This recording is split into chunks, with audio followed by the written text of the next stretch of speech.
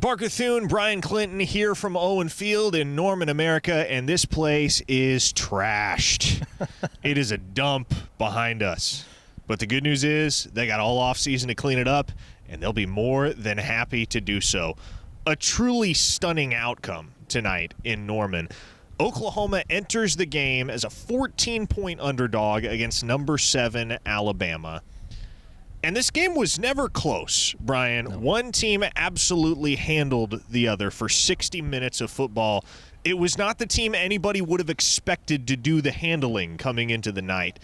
It was Oklahoma that, even as a double-digit underdog, came out and played start to finish their absolute best football of the season. 24-3, the final. It's the first time Alabama's been held scoreless over the final 45 minutes of a football game since 2000. It's the first time in 182 SEC games that Alabama has been held to single digits in the scoring column. The Sooners took the lead in the second quarter on an 18-yard touchdown scamper from Xavier Robinson, and never looked back. Never looked back from there. The defense held their own, picked off Alabama starting quarterback Jalen Milroe 3 times, and the Sooners just chewed clock in the second half because that was all they had to do, Brian. That's where you have to start with this football game. We'll get to the offense in just a second. A good old-fashioned Brent Venables masterclass tonight. He had Jalen Milroe in hell. All night.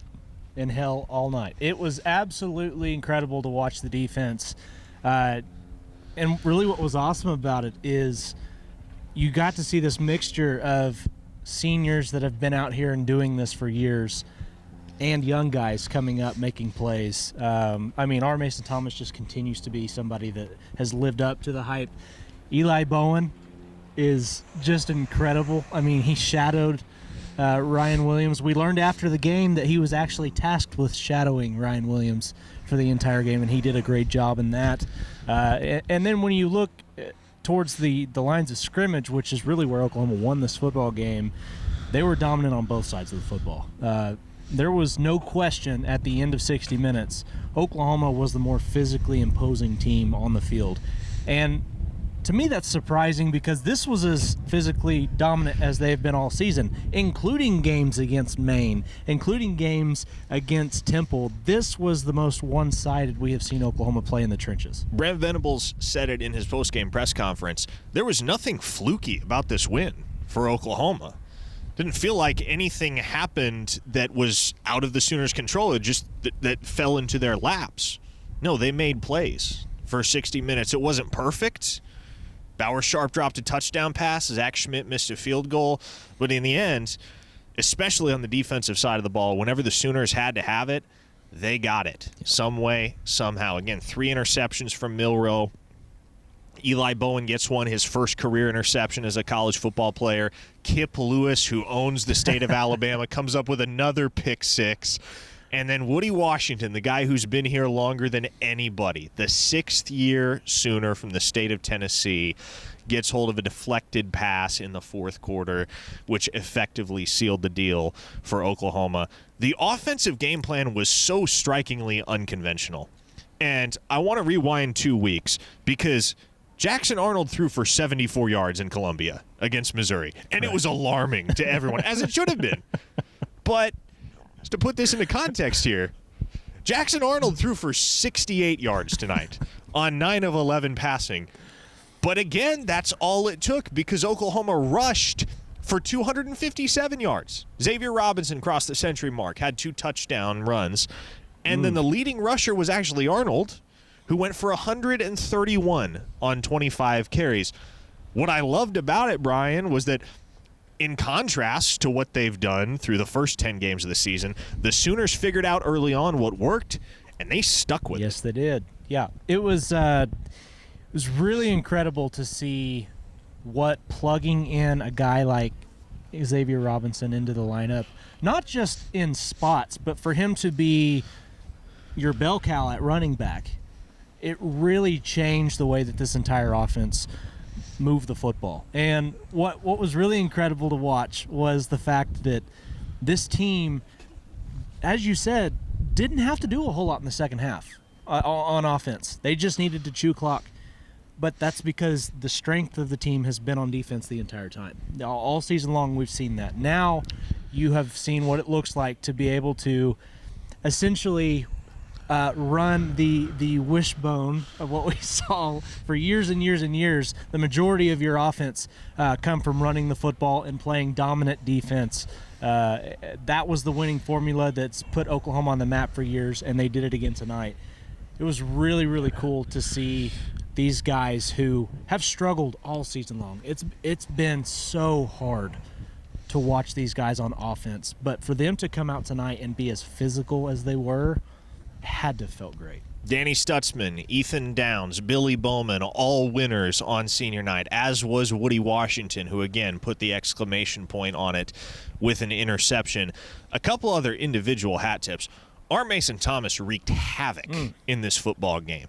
Absolutely took it to Alabama offensive tackle Elijah Pritchett, start to finish for 60 minutes. Even when he wasn't getting home, he was disrupting. That was R. Mason Thomas at his best. And what really stood out about Jackson Arnold's play, Brian, in stark contrast to what we saw in the Tennessee game, for instance, earlier this season, pretty much every single one of the reads he made in the read option game were flawless tonight. Correct, yeah. Yeah, and not only that, he ran the ball with confidence and was physical. And you could really tell that he was confident in the decisions that he was making. And yes, 68 yards. Obviously it's not what you're used to seeing from an Oklahoma quarterback. But he was 9 for 11. He was efficient and he took care of the football, and tonight was a perfect example of when you take care of the football on this team, when you have a defense like that, you can win football games that way. Another thing that's important to note is this team, all season long, it seemed like they have found ways to lose. The script was flipped tonight. In a big way. Things broke Oklahoma's way, and they were in position to make plays.